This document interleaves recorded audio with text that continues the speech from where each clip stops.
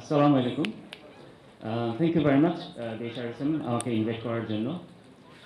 ভয়ঙ্কর ব্যাপার হচ্ছে যখন ভাই কিছু বলে যায় না এরপরে বলা।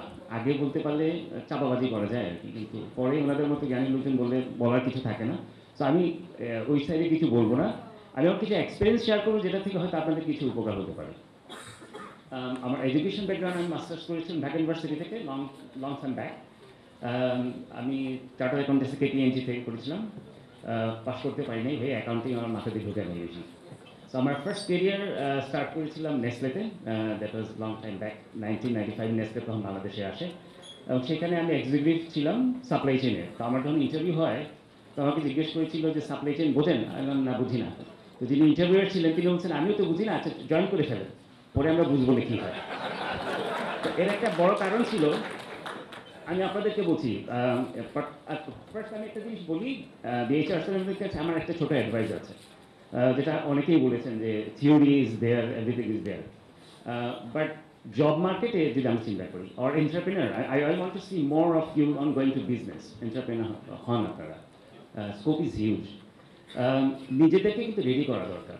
আপনারা এখানে যা পড়বেন, থিওরিটিক্যালি যা পড়বেন ইজ ভেরি গুড, বাট আপনি যেটা আমাদের আমি মনে হয় কারিকুলামে একটা অ্যাড করা দরকার, সেটা হচ্ছে আমরা তো ইন্টারভিউ ফেস করতেই হয়। ইন্টারভিউ স্কিল কিন্তু আমরা কেউ পারি না, এটা ইজ এ ডিফারেন্ট স্কিল। কিন্তু আপনি অনেক থিওরি জানেন, ইন্টারভিউতে বসে দেখবেন আমরা যারা ইন্টারভিউ নেই আমারও হাঁটু কাঁপে, যিনি ইন্টারভিউ দিতে আসবেন তার তো হাঁটু কি কত মাত্রায় কাঁপে আল্লাহ জানে। But we don't know how to face that. এটা কিন্তু একটা লার্নিং প্রসেস।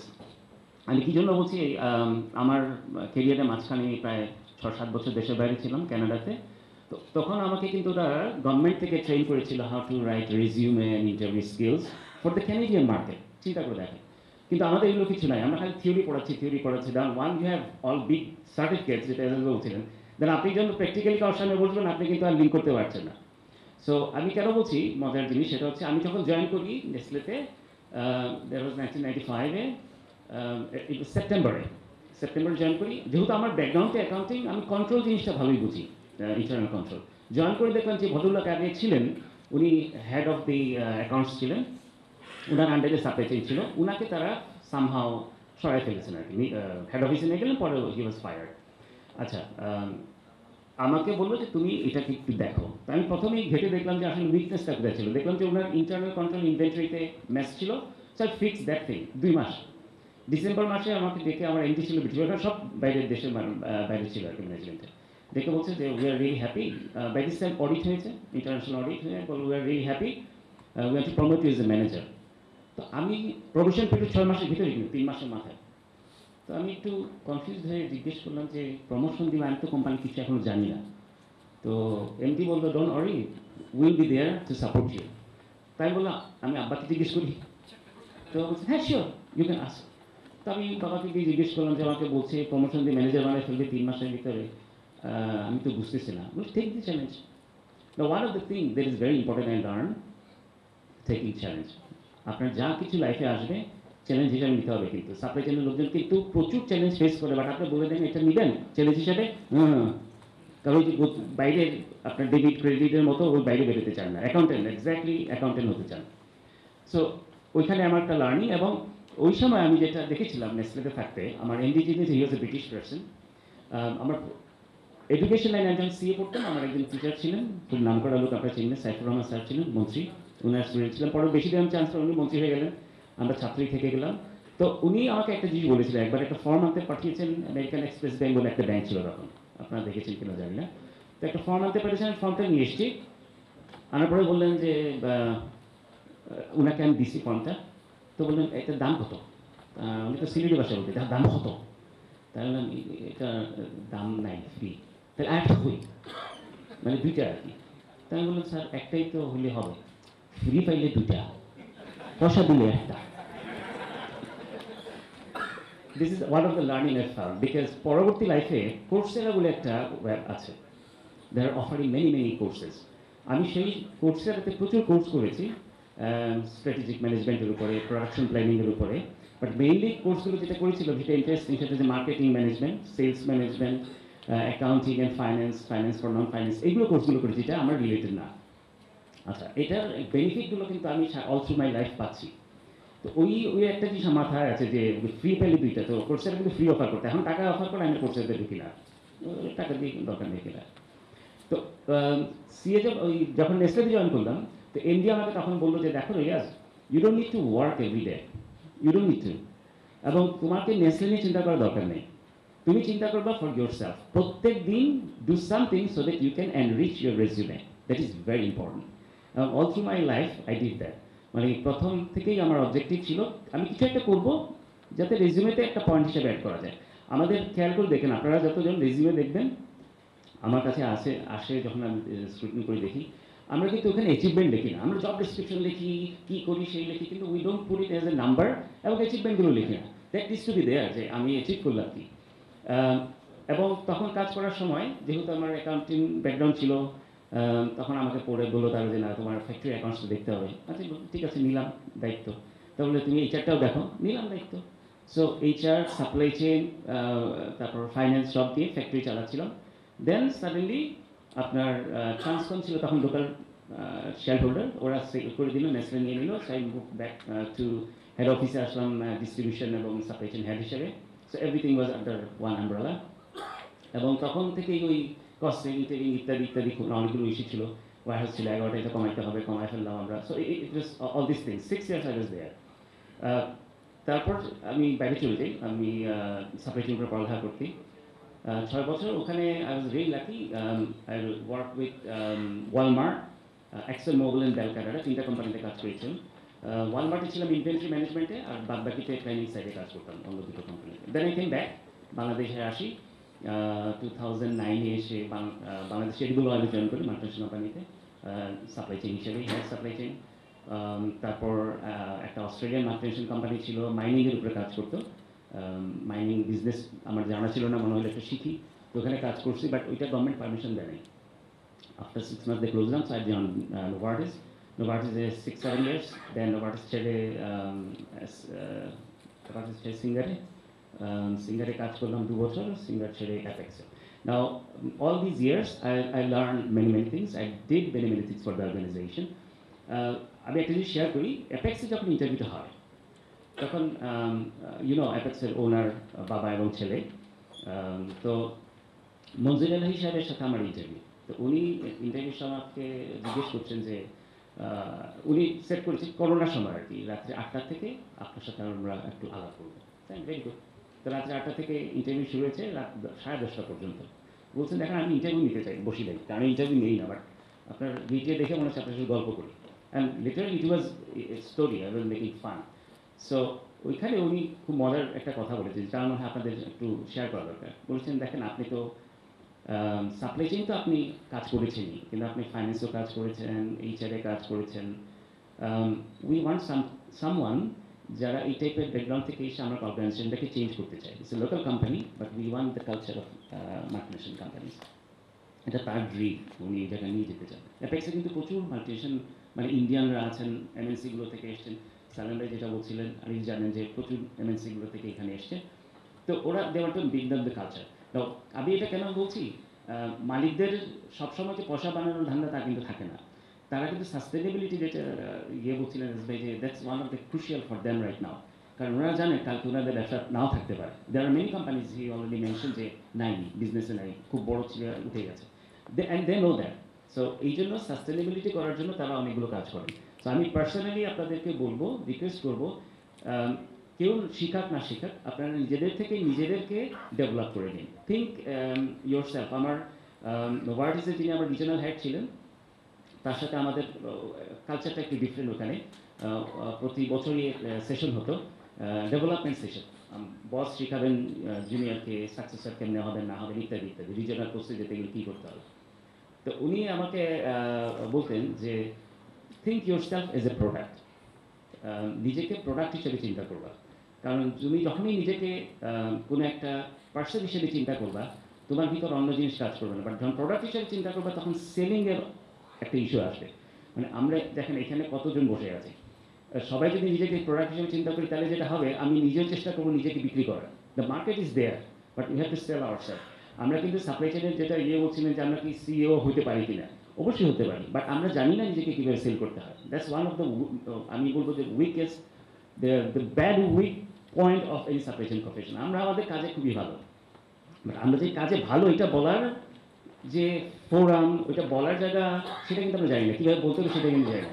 আপনি দেখবেন মার্কেটিংয়ের লোক যেটা কাজ করে, ফাইন্যান্সের লোক সবসময় বলে এটা কী ধ্বংস করে ফেলতেছে কোম্পানিটারে।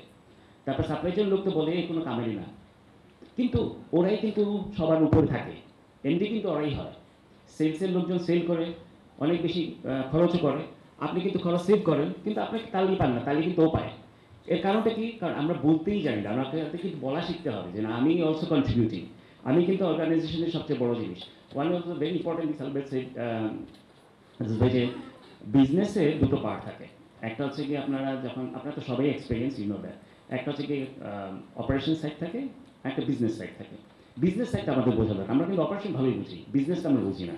So we need to learn about the financing side, আমাদের মার্কেটিংও জানতে হবে, এদের সাথে মিলে কাজ করে ওদের ভিতরে ঢুকতে হবে, পেটের ভিতরে ঢুকে গিয়ে। আমার বস একজন ছিলেন, উনি বলতেন যে ডাবল সাইড নাইফ হইতে হবে, মিষ্টি হয়ে ঢুকবা, পেট কেটে বেরিয়ে চলে আসবা। সো মানে হচ্ছে কি আপনি ভিতরে ঢুকবেন, সব জারি শিখবেন, শিখে এসে আপনি রেজাল্টটা দেখাবেন। এখন কিন্তু ও আপনার রেজাল্টটা নেয়। আপনি কিন্তু কখনোই বলেন না কোনো একটা অ্যানুয়াল কনফারেন্সে গিয়ে যে না, supply chain should be present couple of slides. দেখেন আপনারা অ্যানুয়াল কনফারেন্সে আমরা কেন যাই সাপ্লাই চেইনের লোকজন? তো বিরিয়ানি খাইতে, হোটেলে থাকলাম, বিরিয়ানি না খেলাম, but there should be couple of slides to be presented there, যে আমি কোম্পানিকে কীভাবে কগসে সেভ করা দিব। আপনি যখন 1 টাকা সেভ করবেন, এটা কিন্তু স্ট্রেট অ্যাওয়ে প্রফিট। কারণ সেল যদি 1 টাকা সেল করে, ওর কিন্তু এটা না প্রফিট না, কিন্তু এখানে কিন্তু আবার মার্কেটিং এক্সপেন্সে আছে, অনেক কিছু আছে, কস্ট অফ গুডস সোল্ড আছে। কিন্তু ও কিন্তু 1 টাকার জন্য তালি নেই, আর আপনি কিন্তু 1 টাকা বলেন নাই বলে কিছুই পাচ্ছেন না। সো এই জিনিসগুলো আমাদের নিজেদেরই ডেভেলপ করতে হবে। এই স্কিল, এই প্রফেশনালিজম যদি ডেভেলপ না হয়, তাহলে কিন্তু আমরা সবসময় ব্যাক বেঞ্চারে থেকে যাবো। ওই পিছনে সার্টিফিকেট যে সিলেবনি হবে, আমরা পিছনে বসে তালি দেবো, গিয়ে বলবো হ্যাঁ কাচ্ছিটা ভালো ছিল, কিংবা তেল বেশি হয়েছে। But that's we are not born for. আমরা কিন্তু এই জন্য জন্ম নিই নেই। Supply chain is not like that. 95-এ আমরা যখন প্রথম সাপ্লাই চেইন কনসেপ্ট ডেভেলপ হয় বাংলাদেশে, নো ওয়ান ইভেন থট যে সাপ্লাই চেইন, এই যে বললাম আমাকে হায়ার করেছিল।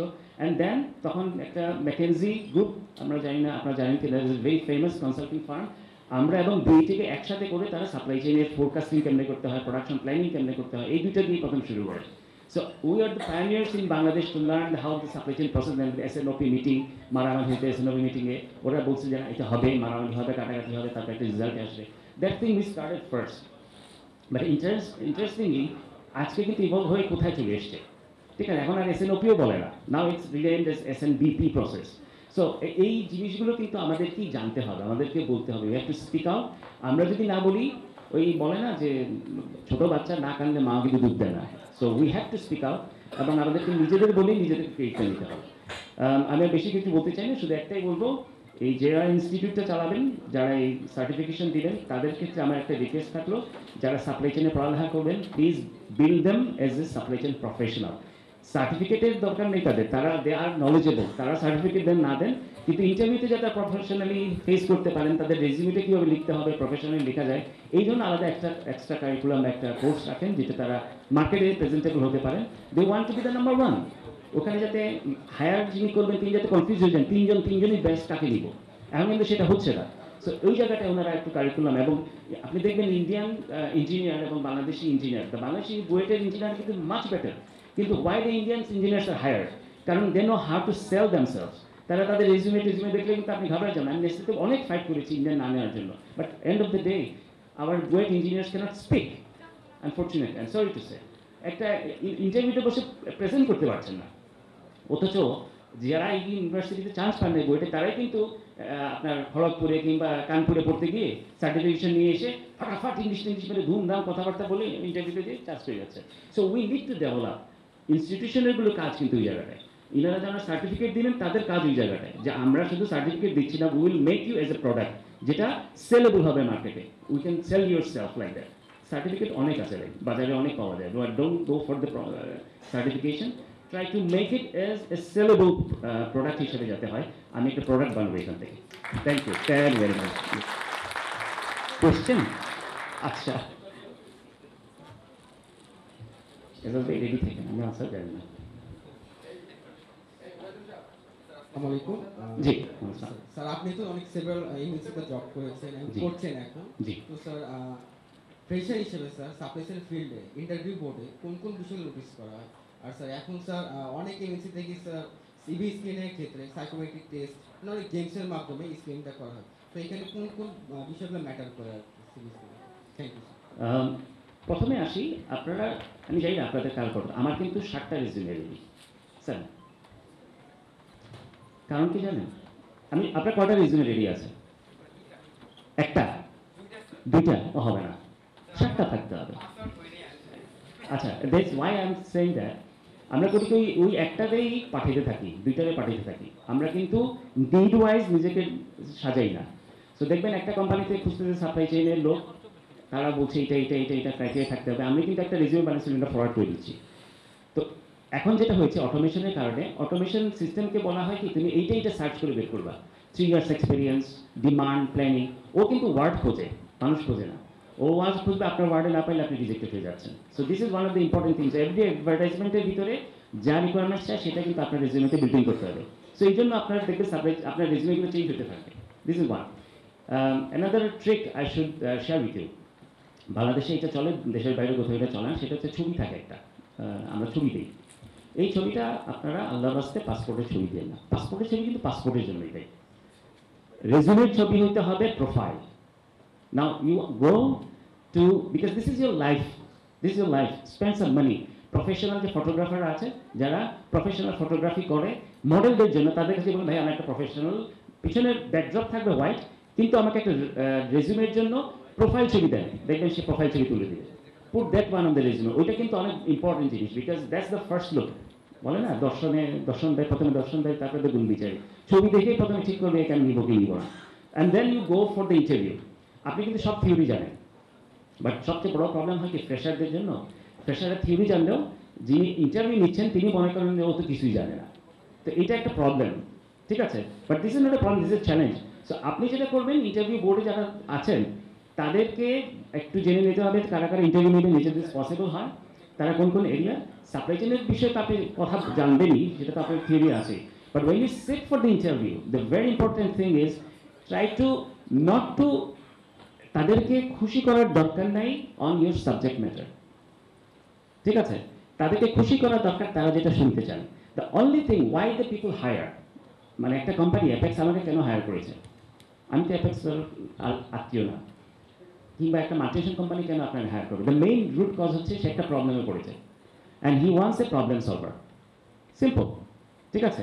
So you have to prove yourself your problem solver. আপনি এক্সাম্পল দিতে হবে, কথা বলতে হবে, try to make it is a fun environment. এবং সেখানে যখন আপনি এটা প্রুভ করতে পারবেন যে I am a problem solver, আপনাকে হায়ার করতে তারা বাধ্য। মেজরিটি পিপল কিন্তু প্রবলেম সলভ করতে পারে না। ওখানে বসে যখন বলেন হোয়াট অ্যাবাউট ইউর সেলফ, খেয়াল করবেন এই খুব কমন কোশ্চেন কিন্তু, নিজেকে ফ্রি করার জন্য ফার্স্ট কোশ্চেন থাকে, ওকে মিস্টার, আপনার নাম? Saad. Okay sir, tell us about yourself. আপনি কি দিয়ে শুরু করবেন বলেন তো? Okay, stop, you are already fine. আপনার নাম তো সাদ, আমার রেজিউমেতে লেখা যাচ্ছে, এটা বলার কি দরকার আছে? So you are saying something I don't want to hear. আপনাকে তাহলে আমি কি জানতে চাচ্ছি? আমি জানতে চাচ্ছি আপনি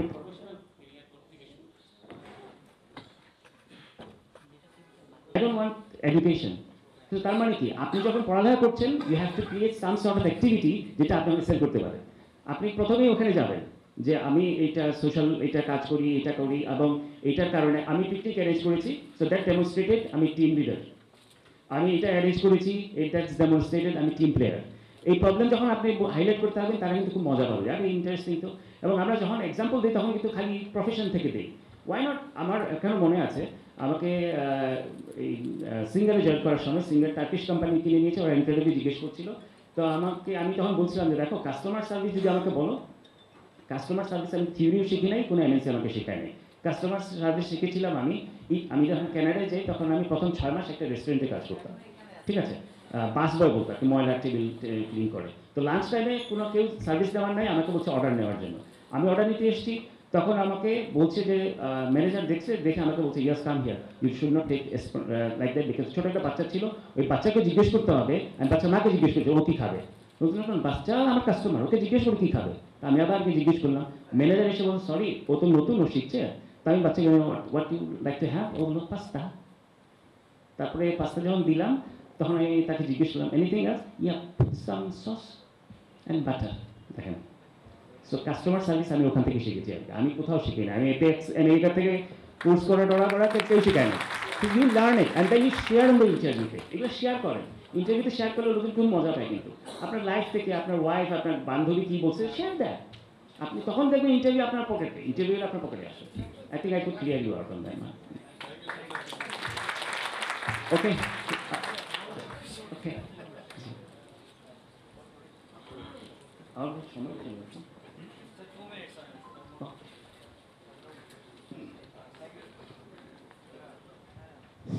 থ্যাংক ইউ স্যার। স্যার আমি আসলে আপনার ডিরেক্ট স্টুডেন্ট ছিলাম 2013-এ, যখন আমি AIUB-তে পড়তাম। আচ্ছা, So, আমার ইটস মাই গ্রেট প্লেজার তো মানে আপনার সাথে সেম একটা অনুষ্ঠানে আসার জন্য।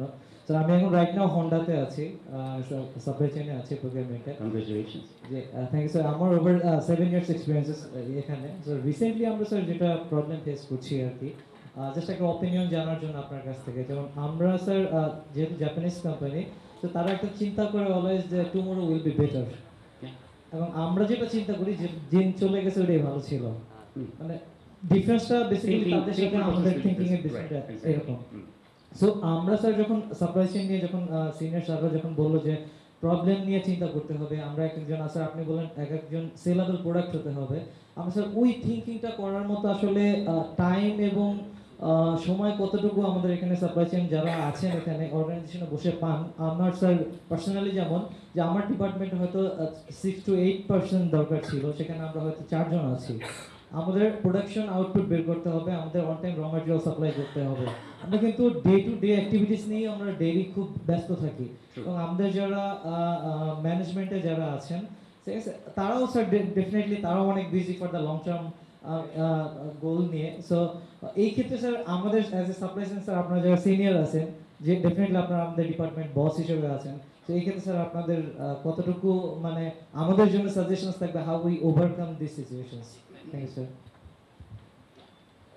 যে একটু আনসার করবো। আমি যেটা বলতে পারি সেটা হচ্ছে কি, আমার পার্সোনাল অপিনিয়ন, সেটা হচ্ছে এগুলো থাকবেই। আমি সকালে অফিসে যাব এবং সারাদিন প্রেশারে থাকবো, বিকালে আসবো, এবং বাসায় আসার পরে ওয়াইফের কমপ্লেইন থাকবে তুমি সময় দাও না, বাচ্চাদের থাকবে সময় দাও না, শুক্রবারে এরকম প্রোগ্রাম হলে তো সর্বনাশ, আবার কালকে পরশু দিন থেকে অফিস। সো এটা থাকবে লাইফে।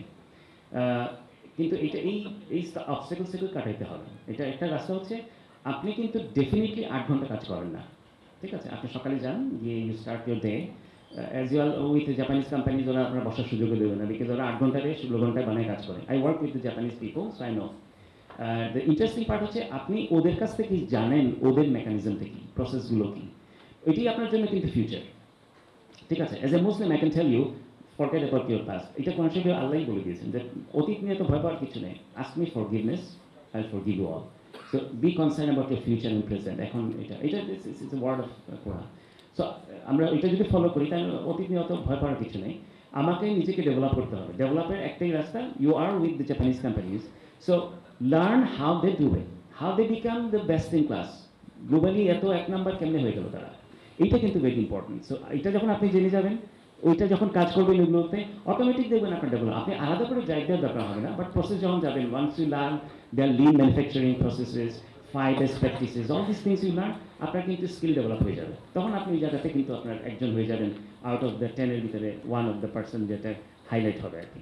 এটা আমি পার্সোনালি মনে করি, আমি এইভাবেই ডেভেলপ হয়েছে আমার। কারণ কাজের লোক তো থাকবেই, বাট পার্সোনাল ডেভেলপমেন্টের কিন্তু জায়গা রাখতে হবে। যখনই সময় থাকবে, শুক্রবার, ফ্রাইডে, স্যাটারডেতে, do something for personal purposes, ওইখান থেকে আপনারা বের করে নিয়ে আসেন। আমার মনে হয় এটা হবে। And you want to say something on this one? Please please.